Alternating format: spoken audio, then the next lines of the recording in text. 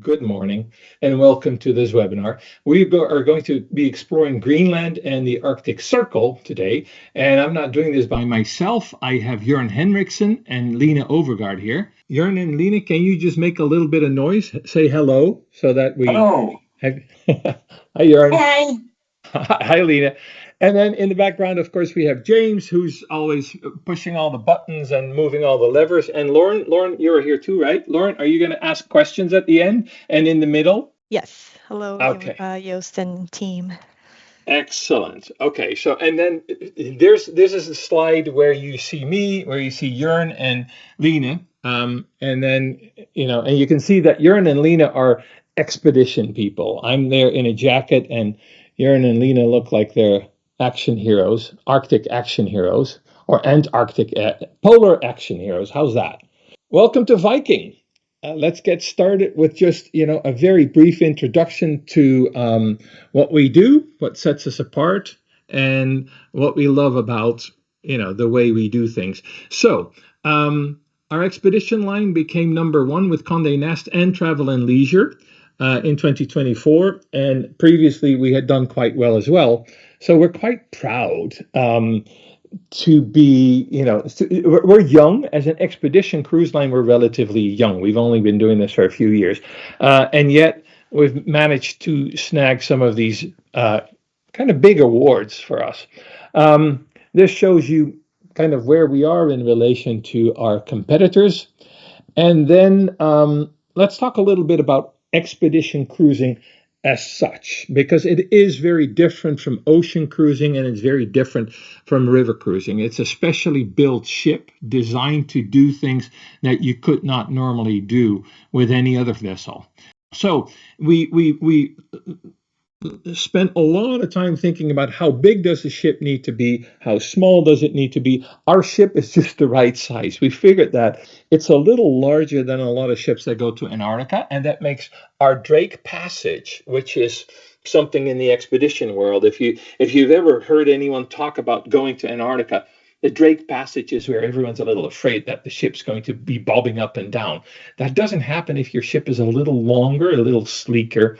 And so we tend to have relatively calm passages. The ship is also the right size to fit through the Welland Canal. And that's important. The Welland Canal connects Lake Ontario with Lake Erie, and that allows these ships to also explore the Great Lakes. And finally, today, of course, we're talking about the Arctic. We do a lot of science on the ships, but we get to that in a minute.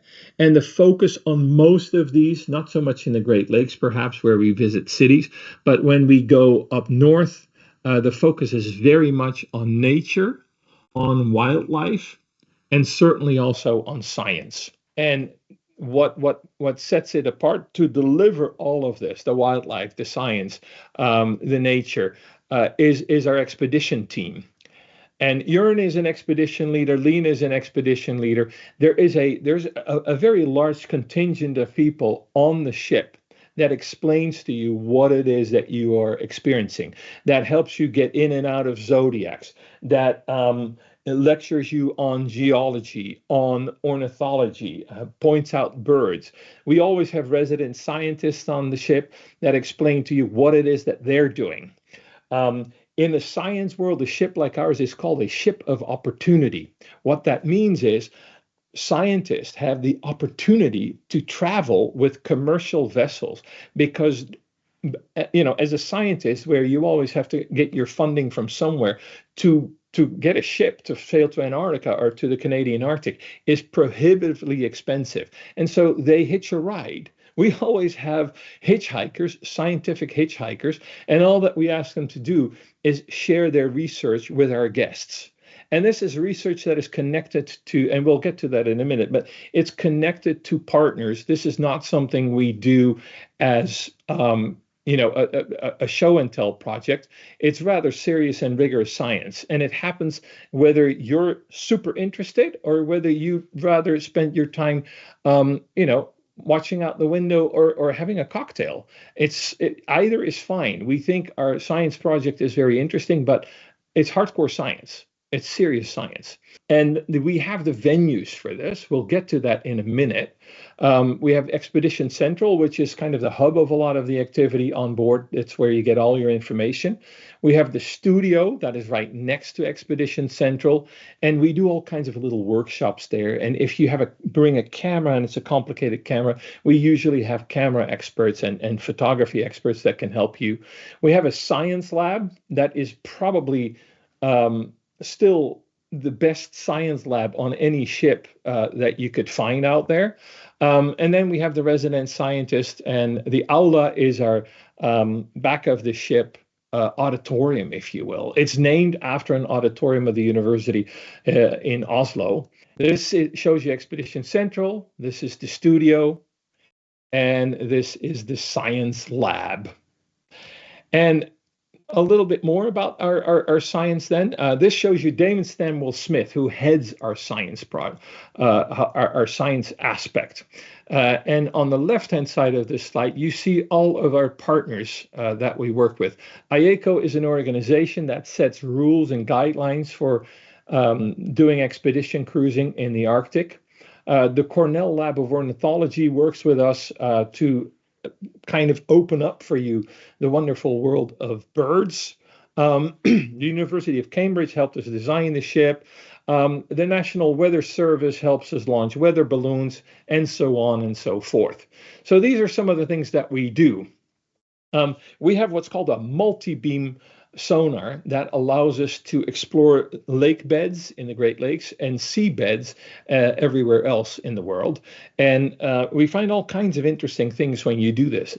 You basically make very detailed images of what's under the water. Another thing that we do, and this is also underwater, we work with the University of Western Australia with the Beta Remote Underwater Video System. Very difficult to pronounce. That's why we call them BRUVs. It's essentially a camera. And in these boxes that you see in that picture, we put some bait. That bait is approved and it's part of the normal environment that these fishes would live in. It attracts these fish and then we film them. It's really that easy. We record, we count, we film, we share with the University of Western Australia what we find. There's more things, the microplastics. We do a lot of whale and bird observations and weather observations. The multispectral drone, basically, imagine it takes pictures of things that you can't see with the naked eye. And that's what you see in these 4 images. They give you information about land below you or a body of water that you could not normally see. And then finally, and I hope this works, Lauren, because we worked on it, the passive acoustic monitoring really is, it's a very nice word to say, we dip a microphone into the ocean, and then you can hear whale sounds. James, let's see if we can hear some whale sounds.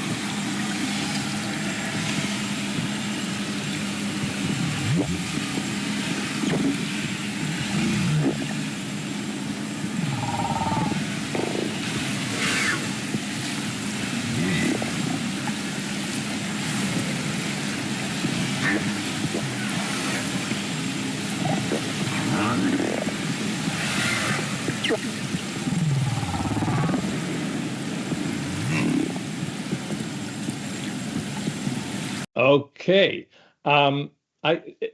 If you were maybe a little, thought it was a little too long, let me tell you, our scientists on board, when they recorded this, were incredibly excited because this was recorded in Antarctica, where you do have a lot of humpback whales, but they're not mating and they're not calving. So the wisdom had it that they didn't make a whole lot of noise, and here it is, because normally they don't go that far south to record humpback whales, but here we were, and yeah, The people that did this were besides themselves of excitement. All right, then we launched weather balloons. Our two ships, Octantis and Polaris, are official U.S. weather stations. I forgot their numbers. I think were 601 and 602. But all the data that is, you can see there's a little box below this weather balloon. So we launched the balloon. It goes up in the atmosphere. Eventually, it expands and it explodes. It falls back to Earth. But all the time that it goes up, up, up, it records all kinds of things in the atmosphere, and that information is fed directly back to the National Weather Service and to NOAA, who we partner with for these balloons. Okay, and this gives you a little bit. This video gives you a little bit of an idea what these spaces look like. The Viking Octantis and the Viking Polaris are the first expedition ships with substantial onboard laboratories. Developed in partnership with the University of Cambridge and Aquaplan Niva, the science lab at 380 square feet is designed to support a broad range of research activities and meaningful science, and is equipped with both wet and dry laboratory facilities, a sample processing area, fume cupboard, freezer and cool storage, comprehensive microscope optics, and extensive bench space for analysis-specific instruments.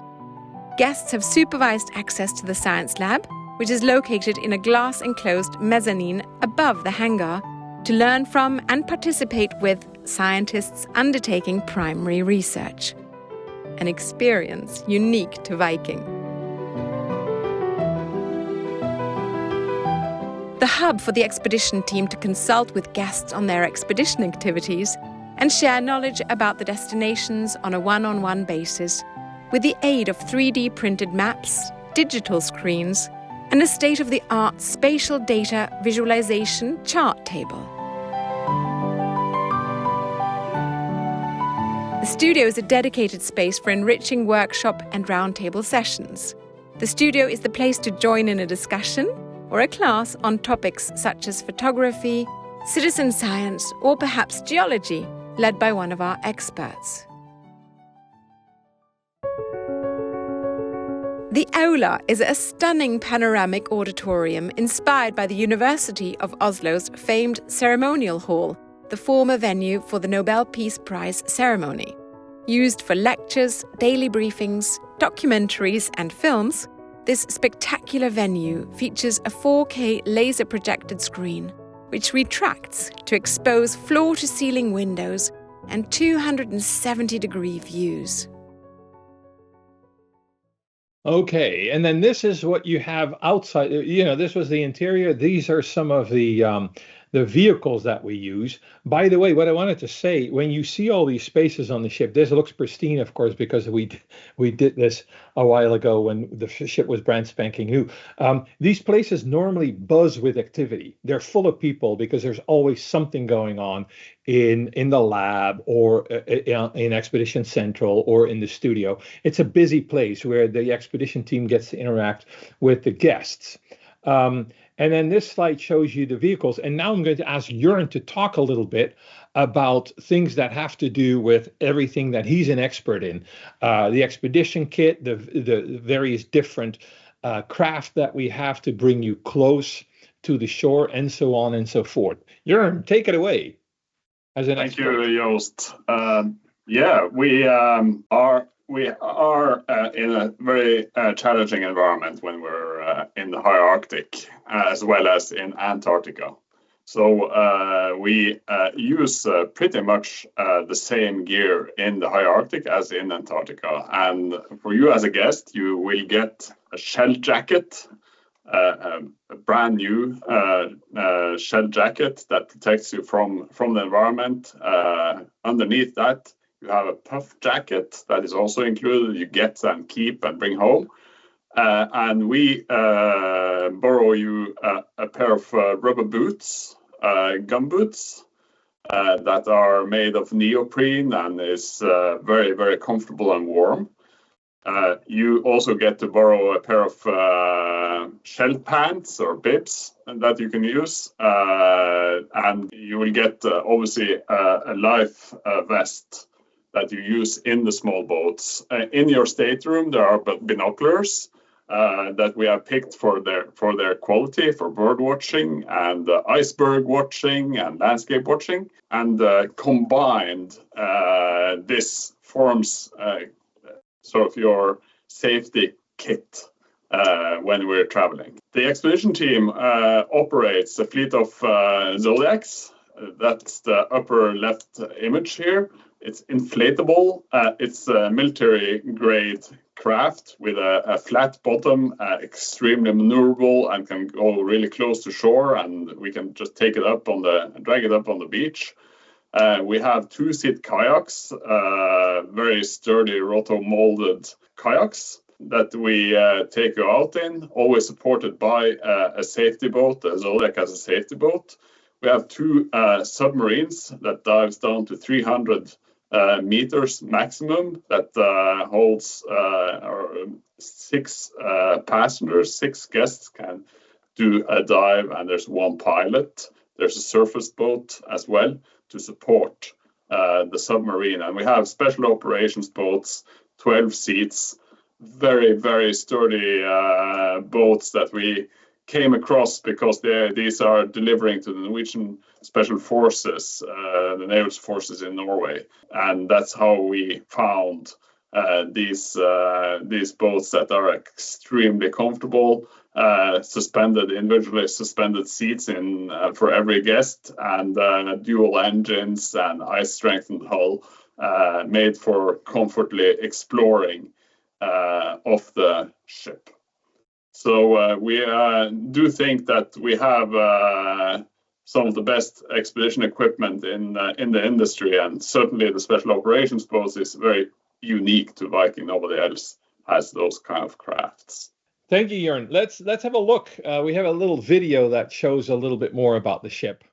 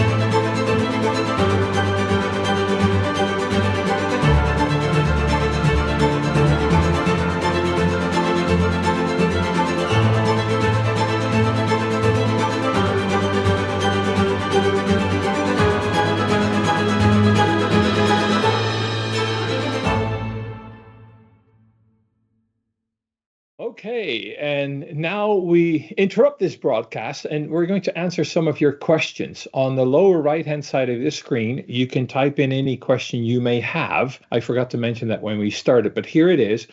We will do this another 2 times where we really want to hear from you and, make sure that whatever it is that you have on your mind, we try to do our very best to answer. And Lauren, fire away. Yes, hello, and thank you everyone for taking the time to join us for this webinar. There are a lot of questions coming in, and we will try to get to as many as we can. And then for those, if you do have to leave early before the event is over, you can rewatch the webinar at any time using the link you used to join today. We'll also be sending a follow-up email with a link to watch the webinar again after the event has ended. But with our first question, we have Margaret, who would like to know what sort of person would best be suited to travel on an expedition. Are these voyages good for guests who are more mature in age? Yeah, I don't think there's. So what you need to think about is a little bit, how mobile are you? And that is not a matter of age. That's more a matter of literally, are you mobile, or are you, are you not so mobile anymore?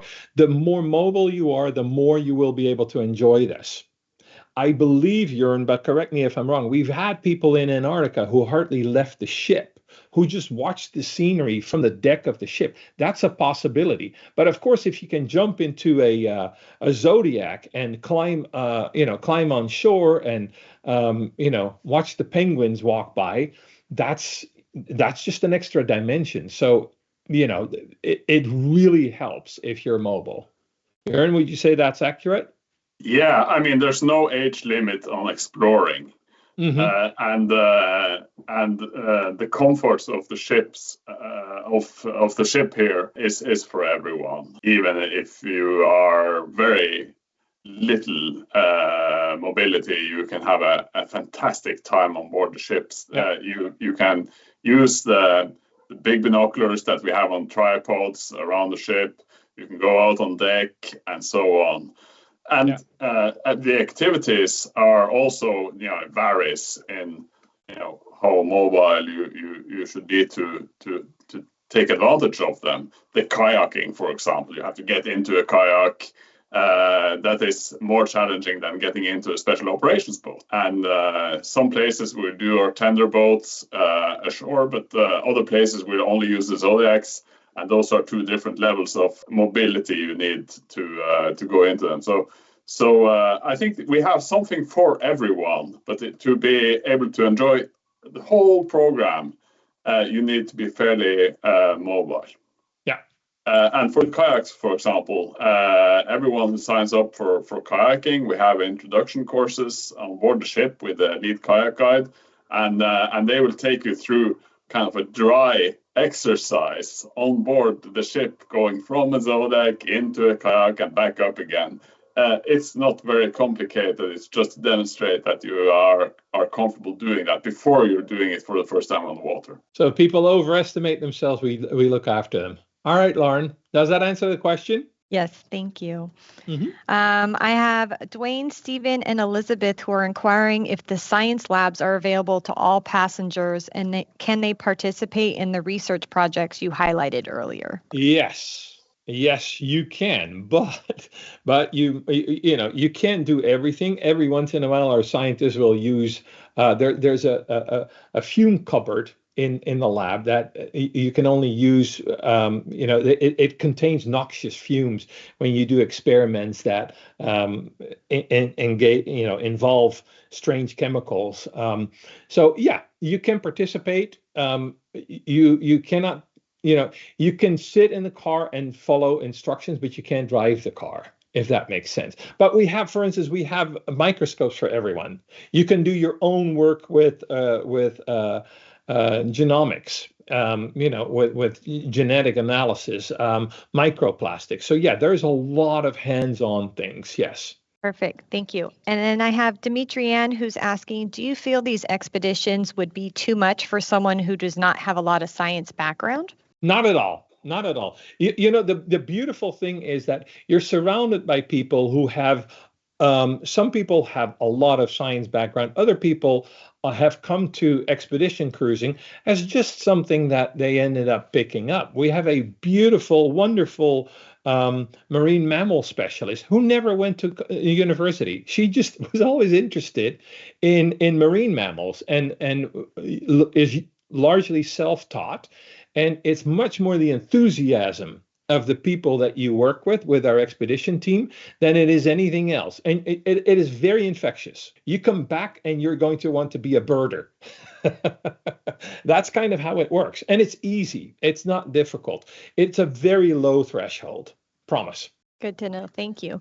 I have Nancy, Ann, Ryan, and Mary who would like to know, how many passengers do our expedition ships carry? 378. Perfect. Thank you. So very intimate. Kai wonders, how does Viking choose the lecturers that come on board? Are they always Viking staff, or what qualifications do they have? Well, first of all, they simply need to have an interesting story to tell. And we get them often from universities we work with. or other institutions we work with, and then it's a community of people, especially when it comes to the polar cruising that we do. There's this community of people, enthusiasts, scientists, people that just like really cold places that have incredibly interesting stories to tell.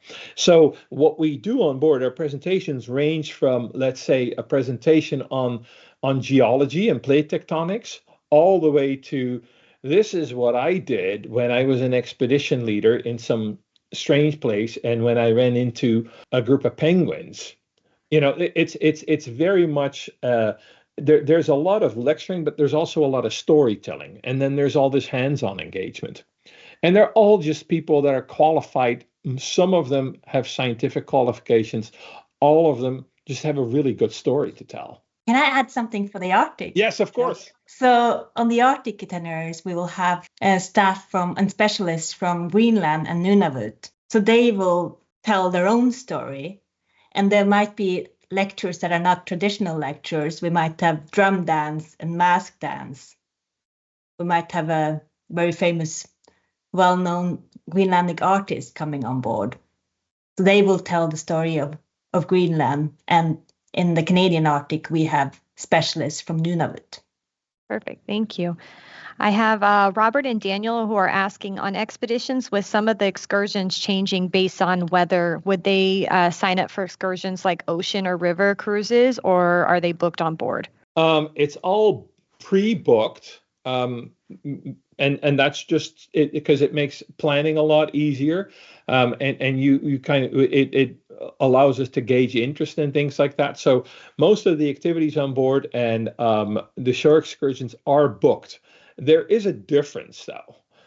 With ocean cruising, most ports work like clockwork. It's always there. There's nothing that changes all of a sudden. On polar expeditions in particular, you have to be flexible. You can sign up for, let's say, a dive, a submarine dive, and on the day that you've booked your submarine dive, it may just not be possible.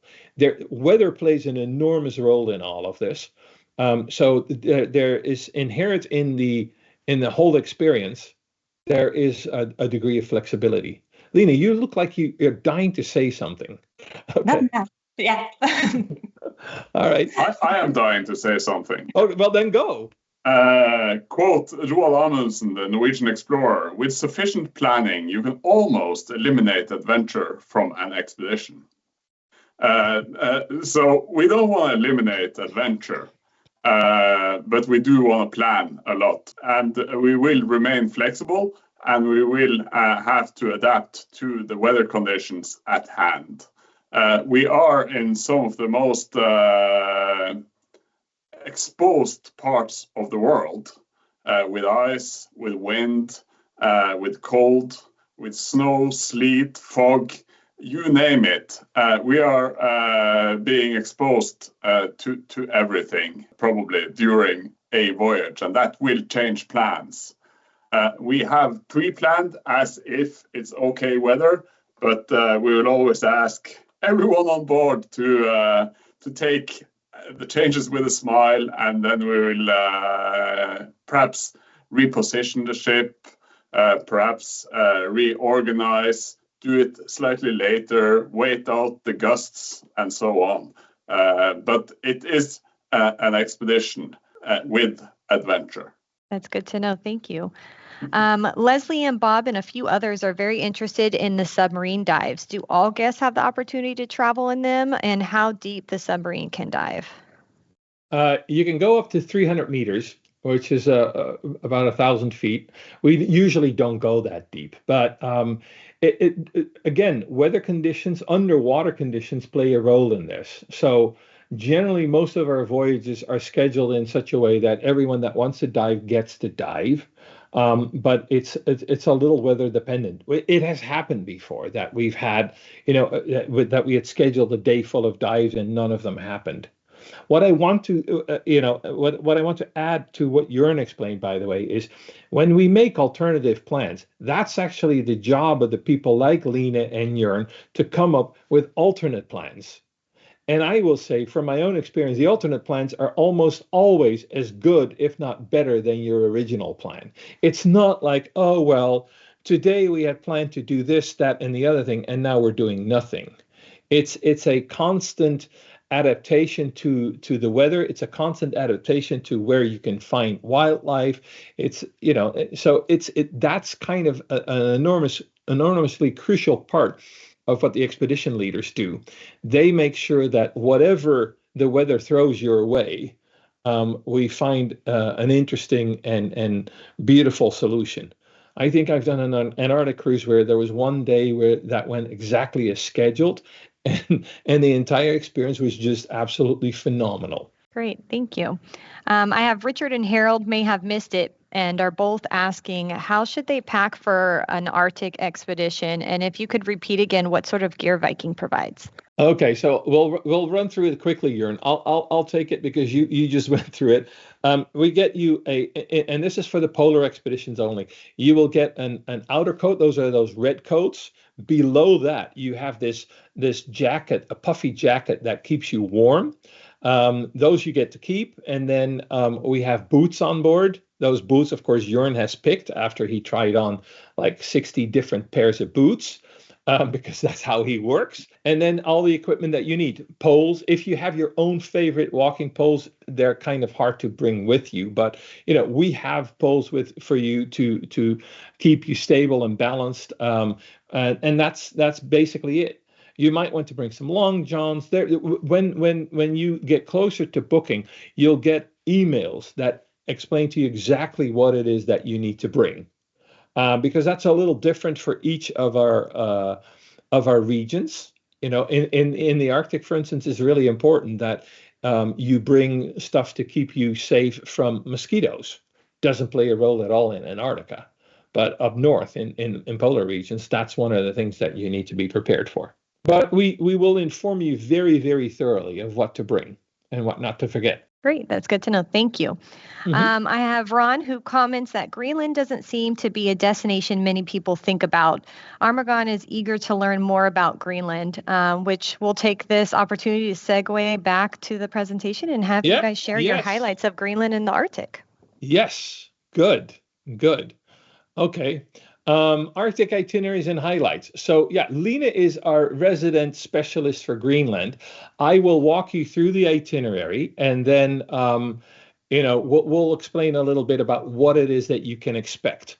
So this is the Into the Northwest Passage itinerary. It's a round trip to Nuuk, the capital of Greenland. And I'll show it. I prefer using maps here. Okay, so here we go.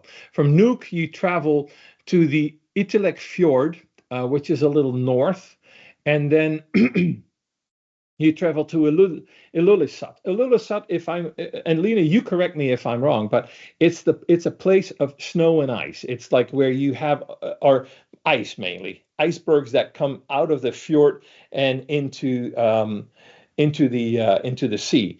So you travel through this landscape of icebergs, and that doesn't sound so exciting, but I can guarantee you that when you do this, it never gets old. Every iceberg looks different. Every iceberg has a slightly different color. You can spend hours just watching icebergs, and you will not feel that you're wasting your time. Then it's on to Uummannaq. And then we cross Baffin Bay. As you can see, it's kind of in the middle of the map here. That's a body of water that separates Greenland, which does have a somewhat more mild climate than the Canadian Arctic. So Baffin Bay, we do a lot of things on board here, of course, because we're not near any shores. And then the section on the left-hand side, kind of to the left of the middle of the slide, we visit Pond Inlet, which has 1,500 people, and that is a huge city for the Arctic. We go to Cape Hay, which is known for its bird cliff. There's tens of thousands of birds that are just like lined up on these cliffs. There are no penguins up north, but there are all these other birds. They're also black and white. So you could mistake them for penguins. We go to Beechy Island, which, and we'll get to that, and Dundas Harbor. So that's the Canadian Arctic. different climate, different environment, far fewer people, and a much more unforgiving climate. So let's walk through it a little bit from one day to another. But what I will say, and Lena is going to chime in a minute. So Nuuk is the capital of Greenland, not a very large capital at all. A few tens of thousands of inhabitants, but it is a bit of a city, and it has city amenities. If you want to do any kind of shopping, if that's important to you, you could do it here. There are small communities that also, and that's actually not unimportant. They live to a degree off of what people from ships buy, but Nuuk is a place where you can shop for it. If you forget anything, when you arrive in Nuuk, that's where you shop because it's one of the few opportunities. You also get the kayak, for instance. There's things to do around Nuuk. And you might see whales. And then as you make your way up the coast, and I mentioned all the ports, but I think it's not so much that the specific individual ports have incredible highlights because they're all very small villages. Some of them have like 43 people living in them. It's more that you get to experience the nature surrounding these ports. You get to talk to people that can explain how they have adapted their lives to the environment. And most of these towns have tiny little museums dedicated to whatever it is that happens to be, that happens to be in the neighborhood. And some of them are actually quite interesting. And then there's wildlife. There's all kinds of things to see. Look, this is the Ilulissat Fjord. We discussed long and wide whether the muskox would be found here. Lena, you're not convinced that this is where we're going to see them, right? You think we need to go a little further up?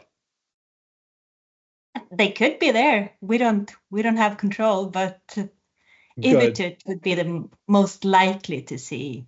Okay. Muskox, all right. Yeah.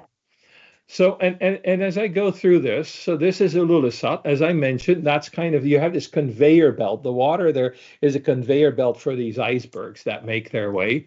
That stuff in the foreground, by the way, that's Arctic cotton grass. You find that everywhere. They're little fluffy. They're almost like cotton balls. And then this is a white-tailed eagle. Those we could find anywhere. You do need to bring your binoculars, and you download your app. And again, this is all we tell you about this in our Book Not Departed emails. And Book Not Departed, that's you once you booked a cruise. It's an industry term for someone that has booked a cruise but hasn't quite left yet. So we start informing you about some of the things that you can do to prepare. One of those is you download the Merlin app from the Cornell Lab of Ornithology that we work with. And that allows you to record birds, learn a lot about these birds, whether you do this with an ornithologist that we have on board or on your own. If that's what you prefer to do on the deck, then that's what you can do. Whales, what whales are these? Lena, can you see this? Are those just humpback whales? Yes, huh? Yeah, they are humpback whales. You can see that on the long white pectoral fins. Yes. This is Uummannaq, one of my special places because this is where they have a little museum, and part of it is dedicated to Hans Wegener, who was a German geologist who developed the theory of plate tectonics. He basically was the man who figured out a beautiful model of speaking about, the continental drifts, volcanoes, earthquakes, and what have you not. It took 30 years for people to take him seriously, but now plate tectonics is kind of accepted as a very good theory to explain how the continents move. Then this is Baffin Bay, and when you see them from up top, these are narwhal. When you see them from atop with a drone, this is drone footage, this is what they look like. When you see them from a ship, they look more like they could be seals. I don't want to get your hopes up high that you will see these tusks peek out of the water. Those are very, very rare occasions, but you might see narwhal. And then this is, this gives you an idea when we're out in this open water, or when we get close to these places where you really don't set foot ashore because there are no buildings. We work with all of our, and sometimes we just call them toys. So have a look.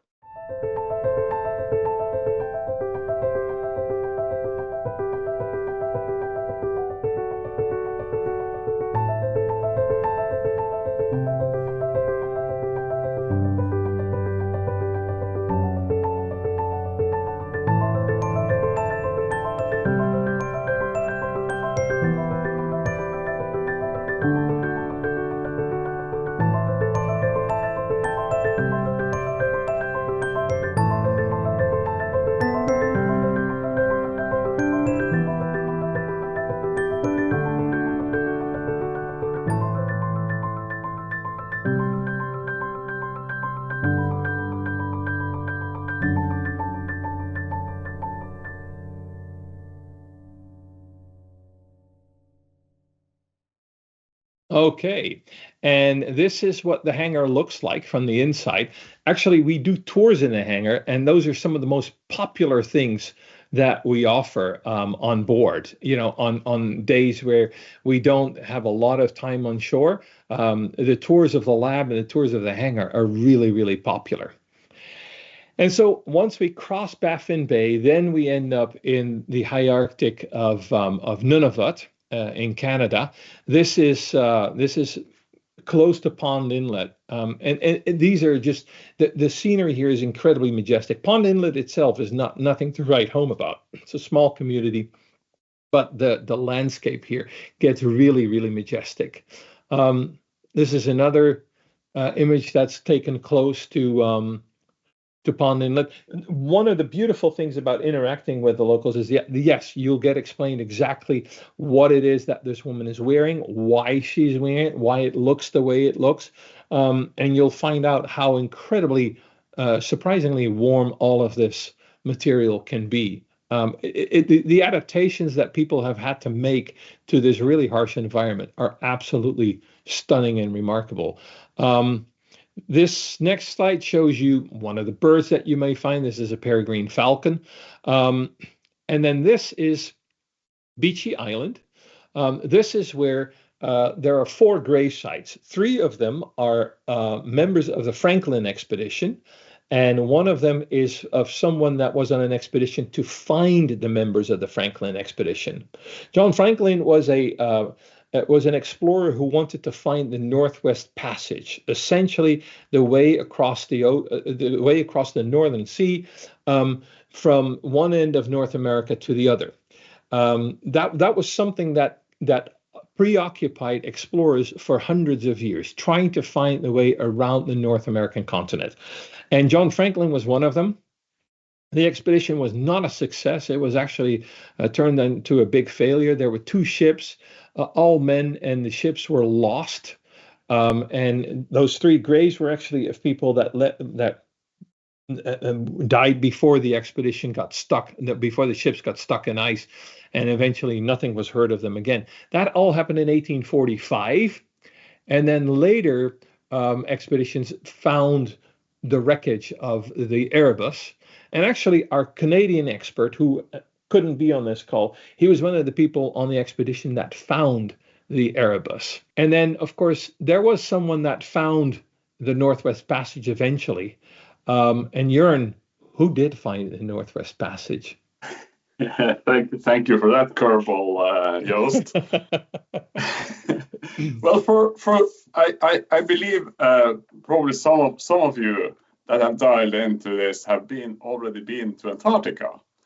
And when you do so, we make sure you hear about Roald Amundsen, the explorer that in 1911 came to the South Pole as the first human being. He actually did more expeditions than the South Pole expedition.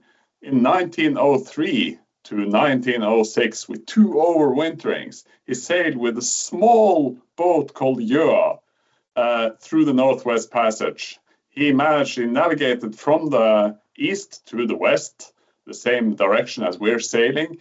He overwintered in Gjøa Haven the first winter, and then in Alaska the second winter, before he concluded the expedition in 1906 in Nome, Alaska.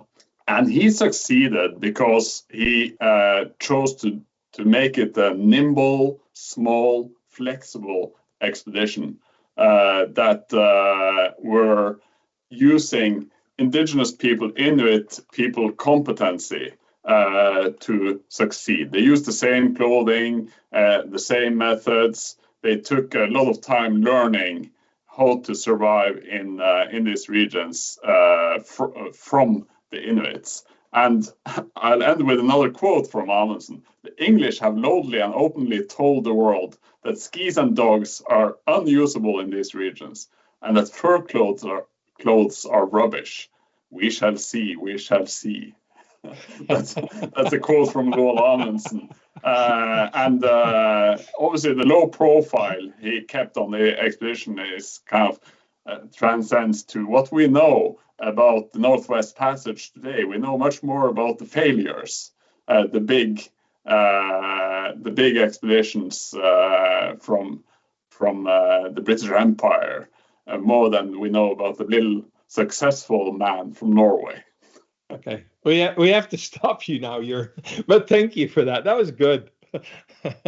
Okay, so as we sail back across Baffin Bay after we're done in the North Canadian Arctic, again, this shows you. This is an image, by the way, of what we did in Antarctica, where you get a sense of what we do in the aula with our lectures. This is the Finse Terrace. That is right behind the aula, if you will. And that's just the perfect outdoor space. And everyone's there all time of day. Of course, you have so much sunlight that you can be there at 2 o'clock in the morning and you could probably still read a book. So, and as long as you're dressed warmly, it's a perfect space to spend time outdoors. Then this is, again, a little bit of the wildlife that you might experience. This is a ringed seal on a chunk of ice floating in the water. And then this is, of course, a polar bear. But we will show you a little video that talks a little bit about the flora and the fauna. But James, before you run it, a lot of this talks about, some of the wildlife and some of the flora that you find in places like Svalbard, north of Norway. The trick is, of course, that around the globe, around the top of the globe, flora and fauna is very similar, whether you're in northern Norway, northern Canada, or Greenland. And that's why we have this footage.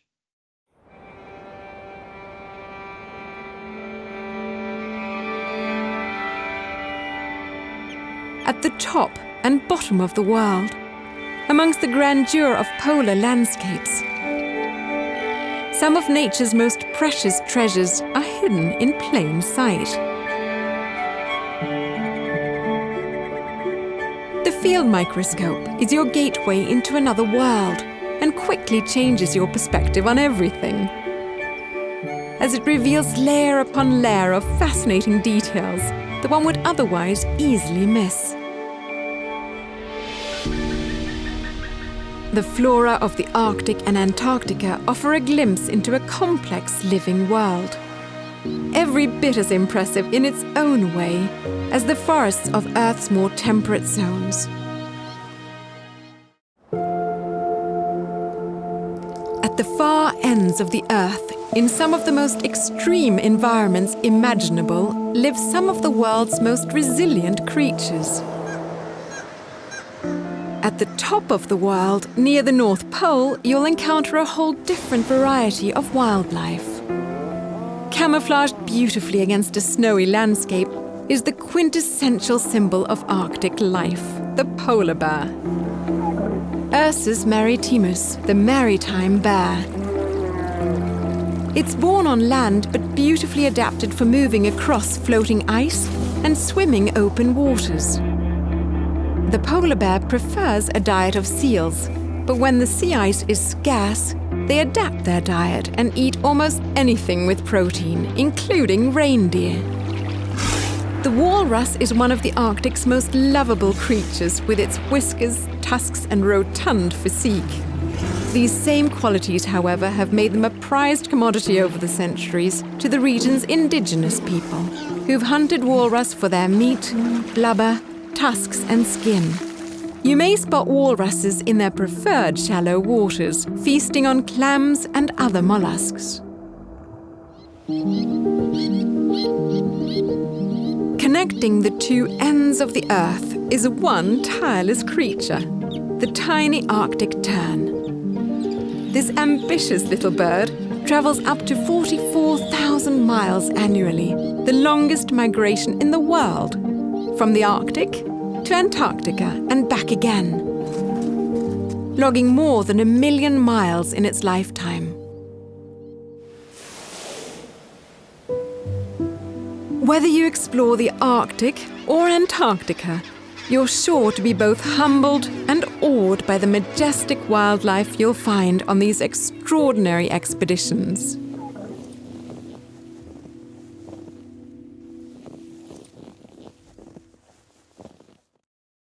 All right. So this is some more footage of, we just put in some pretty pictures of the Canadian high Arctic, and we'll leaf through those real quick. This is Dundas Harbor. And this is, again, still, it's a beach at Dundas Harbor. This is a traditional kayak. The word kayak is an Inuit word, by the way. And we're now in Sisimiut, and that gives me an opportunity to ask Lena, what's your favorite little town in Greenland? I love Greenland. Greenland is my favorite destination. And I think there's something about every little community that I love. So Sisimiut, for example, this kayaker is a good example. So he might come to the ship, he or she, and do all kinds of variation of the kayak row. And Sisimiut is also north of the Arctic Circle. So you'll see in the summer, the sled dogs are not working. So they will be on the chains, but the little puppies will be running around. And we do advise you not, they're not pets, so we don't cuddle the big ones, but the puppies will be running around. So that is an amazing experience.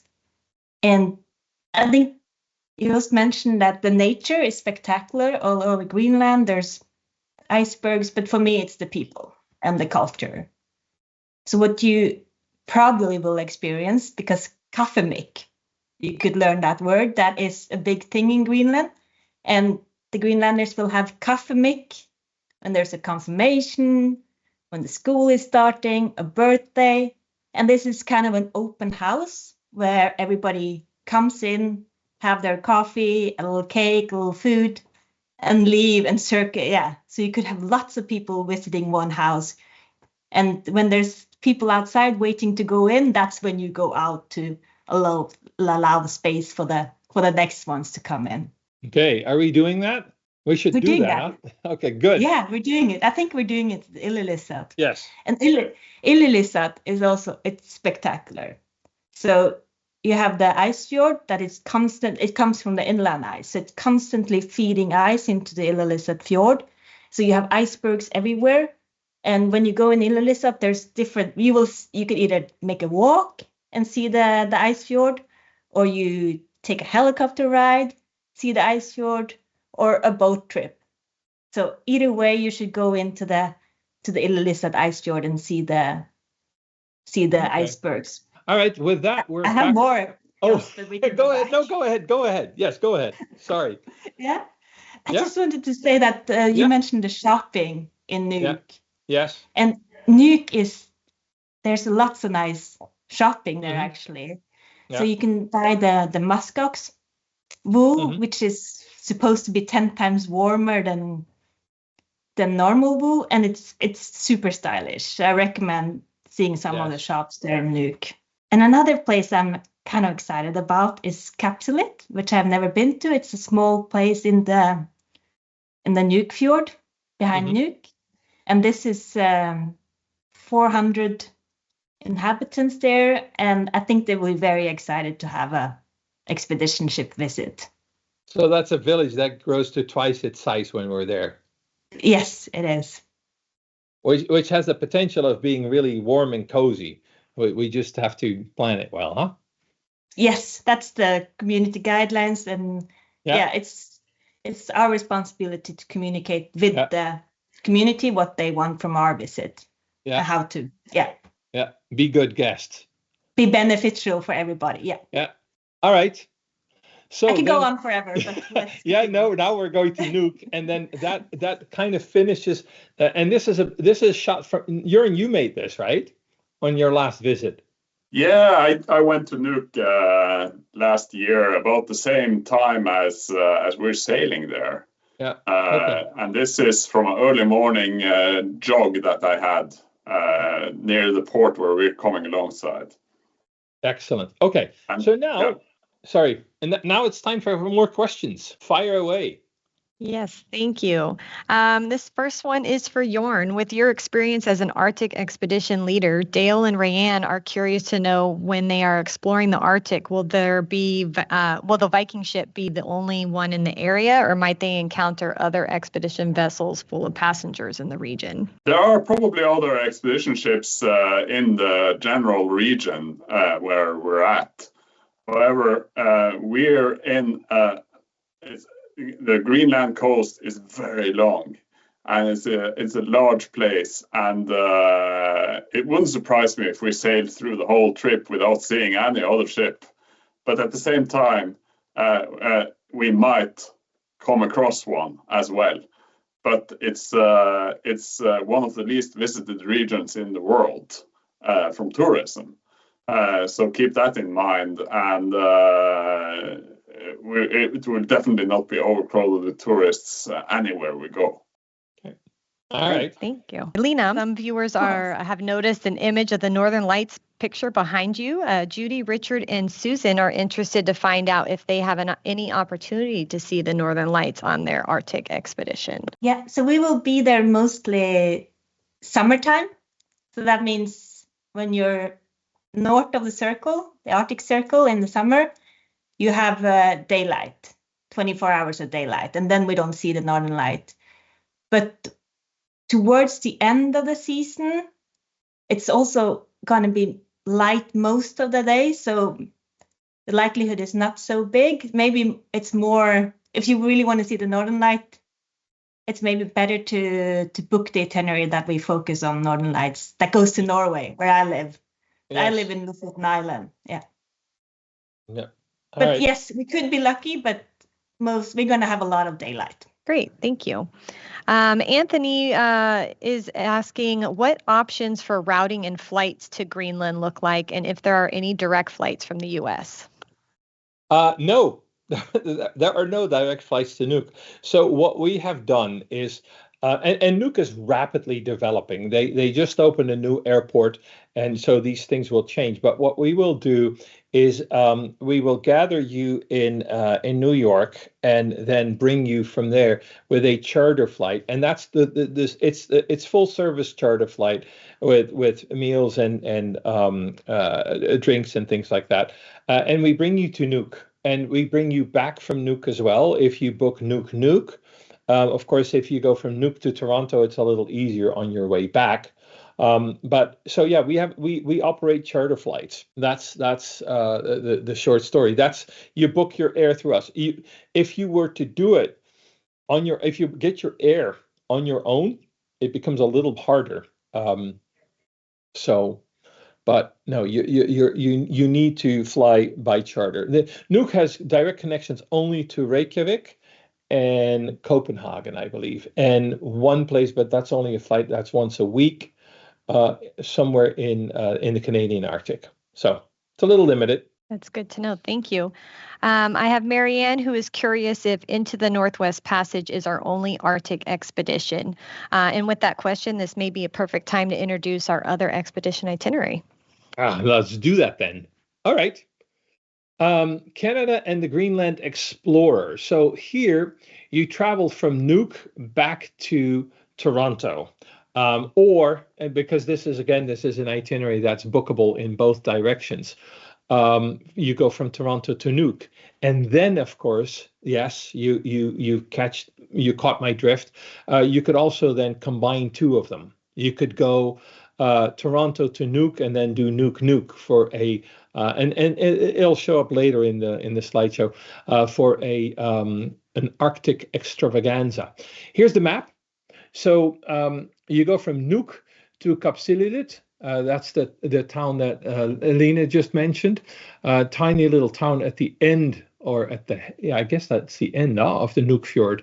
And then Paamiut, Ivitut, and then you end up in Labrador and Newfoundland in Canada. And then you make your way up the St. Lawrence all the way to Toronto.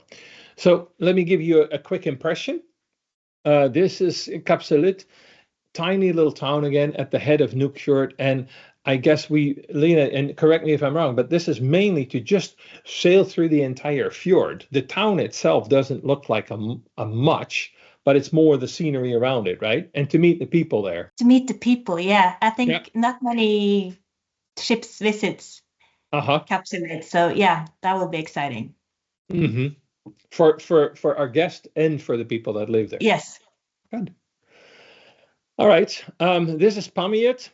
And you see on the lower right-hand corner, it's kind of a stave church. Pamiet has a handful of buildings that are older than 100 years, and they're in the process of renovating these because 100 years in Greenland is a long time. The permafrost and just the climate in general are not very kind to buildings of any size. Of course, with modern building techniques, that becomes a lot easier, but a lot of buildings eventually, wooden buildings in particular, don't survive these long winters. Permafrost is essentially a layer of it's ice. The ground is frozen, but then in summer, about 3 feet of it might thaw up, becomes a little spongy, and then as it freezes again, there's all kinds of movement underground, which makes it hard to maintain these buildings. Also, by the way, that spongy top 3 feet makes for mosquitoes. And you would do well to prepare for encounters with some of that kind of wildlife. Okay, and then from Pamiet we cross the water again towards. Oh no, we have one more port. This is Ivitut, and Ivitut, that is an abandoned factory here that you can see. Ivitut had a cryolite mine at some point, and cryolite is used in the fabrication of aluminum. And during the war years, as the US and Canada were cranking out lots of aircraft, this became kind of a matter of national security. Today, the cryolite's gone, and so this has become a ghost town. You have a few of these in the high Arctic, places that at one point fulfilled the purpose and today no longer do. And then this gives you an idea of what to do when the ship is just sailing. On these sea days, you can go to the Nordic spa, more Nordic spa, relax in the warming cave of our Nordic spa.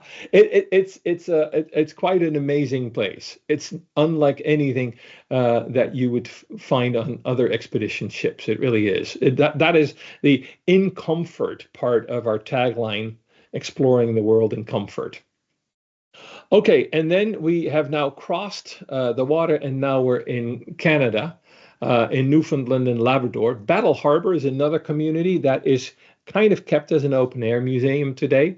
There's not a whole lot going on, but the buildings are carefully maintained, and that gives you an idea of what life was like there when Battle Harbor was a fishing town.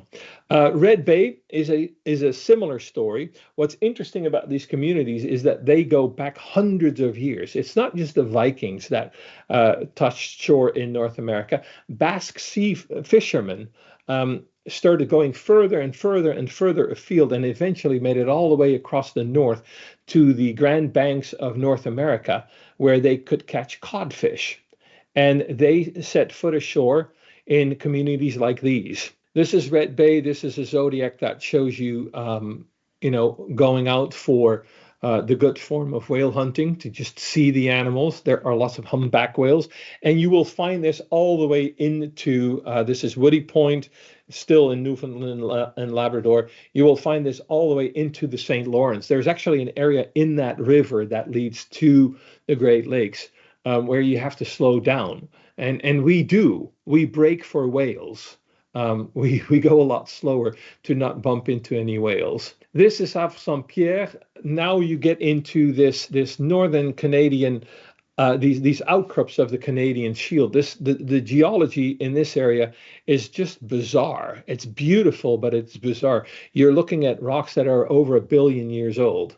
This is another shot. This is not 1 billion years old. This is erosion of sandstone. But there's a lot going on here in the way of geology in Havre-Saint-Pierre. And then we get to Tadoussac, which is at the mouth of the Saguenay Fjord. And now we're looking again at doing Zodiac trips to explore wildlife. But also here you have communities that you can explore with, I would say, traditional shore excursions. Here's a Zodiac and a whale. And then now we get into civilization. We're in Quebec, most French city of North America, delightful place with a lot of, just a lot of surprising French flair. And then you're still in a region where, yes, you have cities, but you're not far from nature by any stretch of the imagination. From Trois-Rivières, you can travel along the St. Lawrence a little bit. There are wetlands where you might find this guy or this one. This shows you the Explorer's Lounge because there is a little bit of sea time here also in the St. Lawrence, where we just sail for a day to get through the locks of the St. Lawrence. Those are magnificent. There are people that would travel with us just to see those locks. They are something else. Basically, they were a joint venture at the time between Canada and the U.S., and they made possible a lot more traffic on the Great Lakes than what was possible before that. There's a place in Montreal called Lachine, the Lachine Rapids. That's where early explorers thought you go across those rapids and then you're on the other end of the world. That's why they called it Lachine, as in China Rapids. So that's Montreal there. And finally, you end up in Toronto. And here you're in urban environments. But even in Toronto, we use the kayaks, we use the Zodiacs to give you a very different perspective of this city.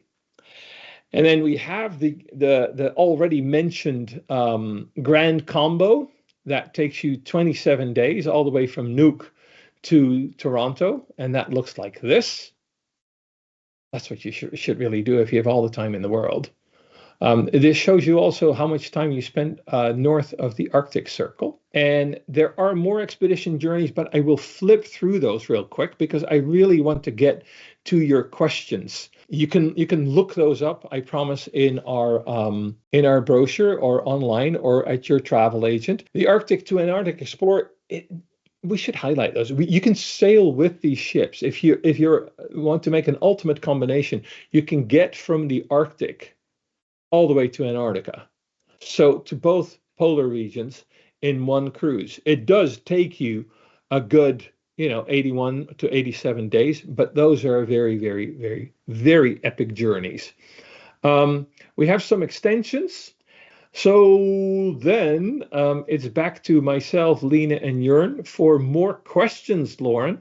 Yes, thank you. Now, we've received many questions about the stateroom and like the verandas and onboard accommodations. Can you briefly take us through key features of our Viking expedition staterooms? Yes, we shall. Okay, so we'll James, can you get us some expedition stateroom future slides? Yes, like this. Yes, excellent. Okay. So first of all, let me point out the top right-hand picture. That is what we call a Nordic balcony. You see that there's a bar across the window there. That window is floor to ceiling, and you can lower the top very carefully, and then you have a balcony. And I've used this a lot. It's a perfect spot because those windows are thick, and you can rest your camera on that, or you can rest your elbows and use your binoculars. So this is, this is the Nordic balcony from which you can explore your surroundings. It's a perfect spot. I spent hours there. There's a little sitting area. There is a partition to the bedroom. And then the bottom right-hand picture, that is your warming closet or drying closet. Best thing in the world. You come out, and depending on where you are and depending on the climate, and yes, it will rain every once in a while, but we're explorers, so that doesn't bother us, especially because you go into your stateroom and you hang your coats in the drying closet. And miraculously, when it's time to use your stuff again, your gear again, it's all dry because that's what a drying closet does. This gives you some more images of what the ship looks like. This is a deluxe Nordic balcony. A penthouse, just a little bit more room, just a little bit more space to sit down, write postcards and what have you not. And every time that you see this partition here, kind of to the left of the middle of the image, beyond that is a little corner where you can sit and look out. And then this is the junior suite. Those are the most common places. We have an owner suite on the ship, but this is kind of gives you a good sense of the most of the staterooms, I would say. Did I do a good job, or are there other questions about staterooms that I need to answer, or that we need to answer? No, I think you covered it. Thank you so much. Okay, sure. I have Rita and Drake who are asking for clarification on what experiences are included in these expeditions, or are there any excursions that entail additional costs, like the submarine dives? It's the submarine dives, and it's certain optional shore excursions. Everything that we do with what we call our toys, the Zodiac landings, the scenic Zodiac cruising, the SOB boats, and the kayaks, that's all included. And in each of the ports where we have traditional shore excursions, there's always one shore excursion that is included, sometimes two, when we feel that we don't have enough capacity in just one of them. Great, thank you. Now, just want to mention we are at our scheduled end time of 11:15 Pacific, but we've received so many great questions that we haven't had a chance to address yet. So for those of you who need to leave, we completely understand and appreciate you joining us today. But if you are able to stay on for a bit longer, we will continue the Q&A session for a few more minutes to answer more of your great questions. And remember, you can always access a recording of this presentation using the link you used to join today. Now I have Melissa, who is asking if motion sickness is a concern while sailing Arctic waters. Jörn, that's a question for you, I think, or both of you. I can try. Motion sickness is very individual, obviously, but we are sailing in relative shelter most of the time. On the voyage that crosses from Labrador across to South Greenland, that's where we're exposed the most, and that's where people that are prone to motion sickness might feel it. So, but we will inform on board about the expected weather, and we will give advice on whether to take something for that.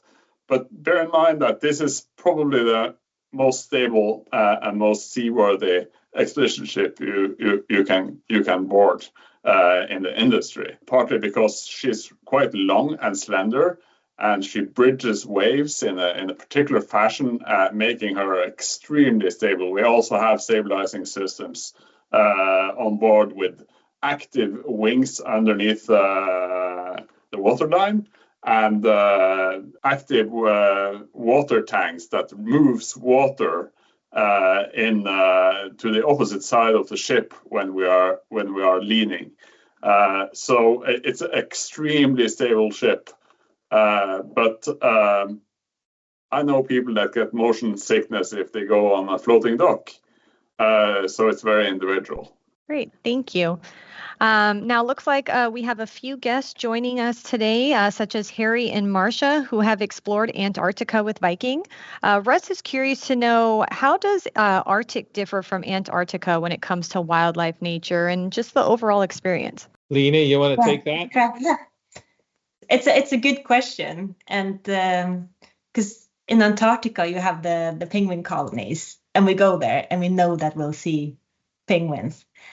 In the Arctic, it's lots of wildlife, but it's not like Antarctica where you go to colonies, except when we go to the bird cliff, then we know there will be plenty of birds there.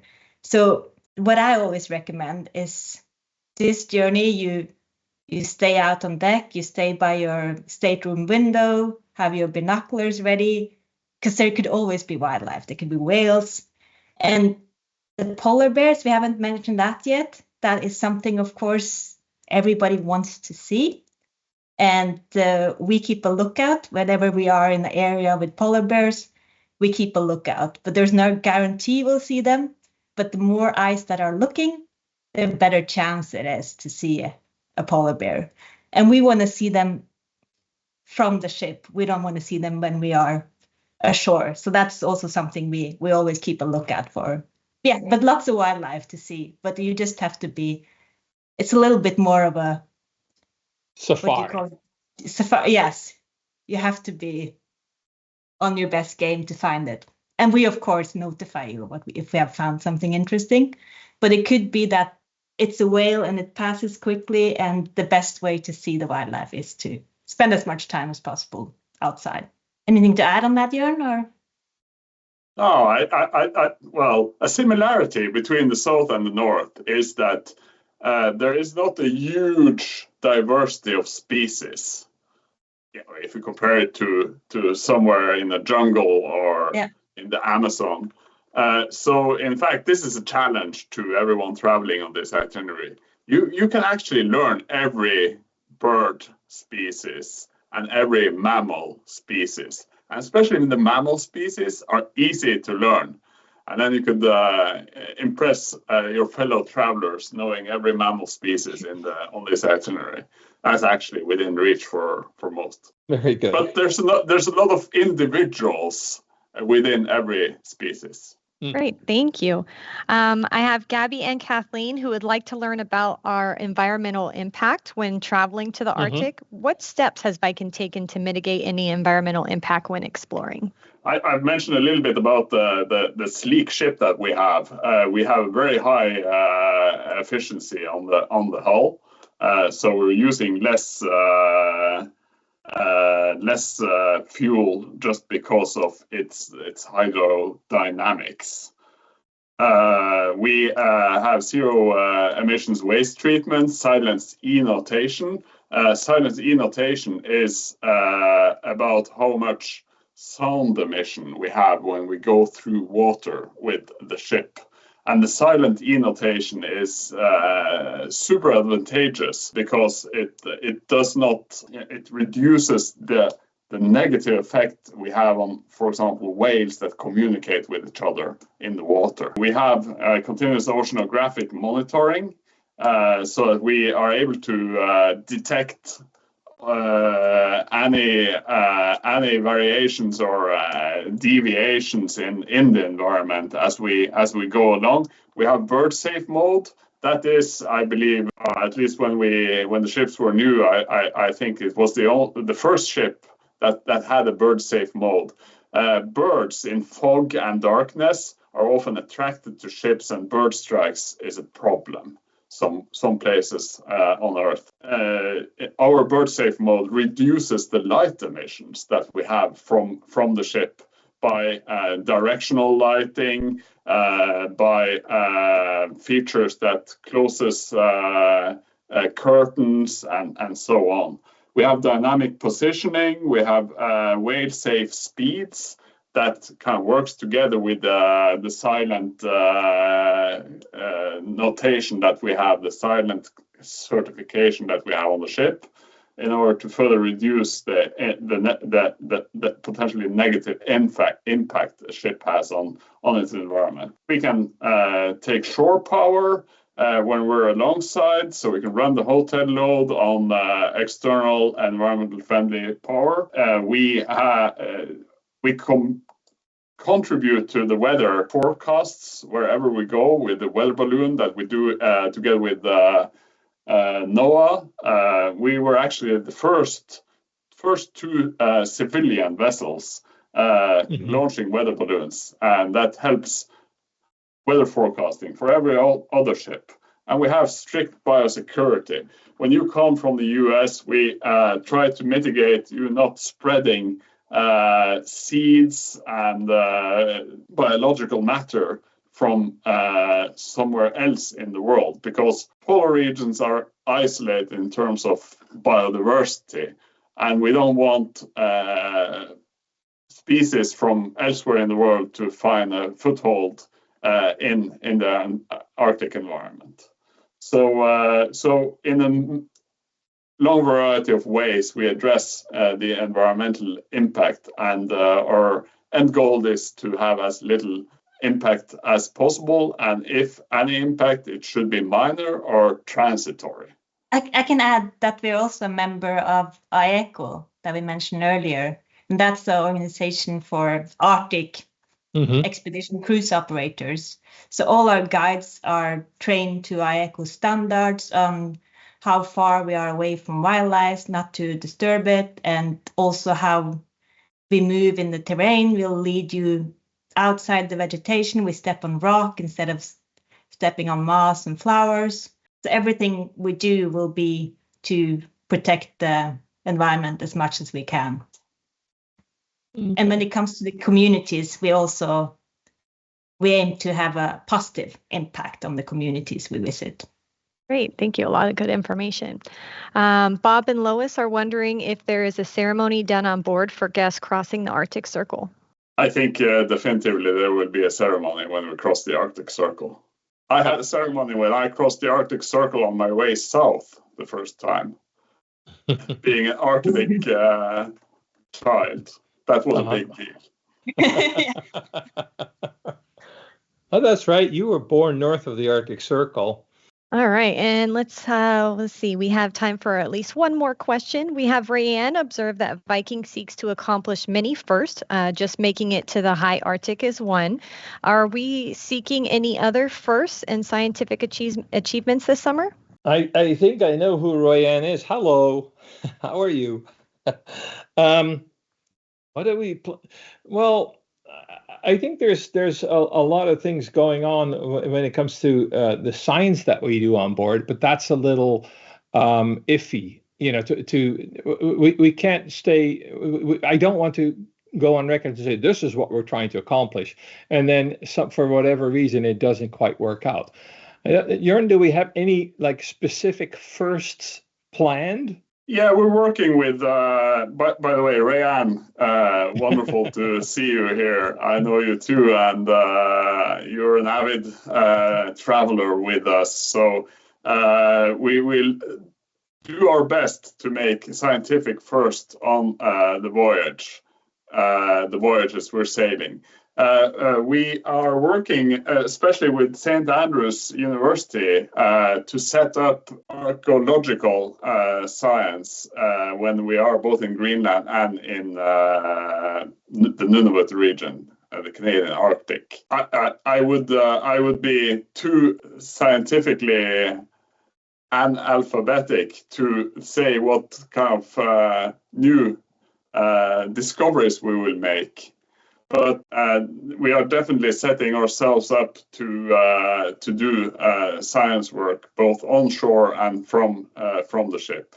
Yeah. If you ask me, I would like to know more about the Viking settlements in Greenland, and if Viking, the company, could help enlighten about the Viking settlements that suddenly disappeared about 500-600 years ago. That would be fantastic. When we sail into Kapislit in Nuup Fjord, we will pass the Western settlement, as it's called, and with a sharp eye, you can actually see some of those archaeological remains from the Vikings. Mm-hmm. Mm-hmm. All right. Well, thank you all so much for taking the time to answer all of our viewers' questions. So we do apologize for running a bit long, but we hope that you've all taken some valuable information from our session today. We received so many more questions that we can't answer or get to today. For those guests who still have questions that we were unable to get to, we will soon be in touch with you with answers to your questions. This webinar link will be shared to rewatch later today, as well as on Viking.TV. So thank you. Thank you for watching. Thank you. Thank you.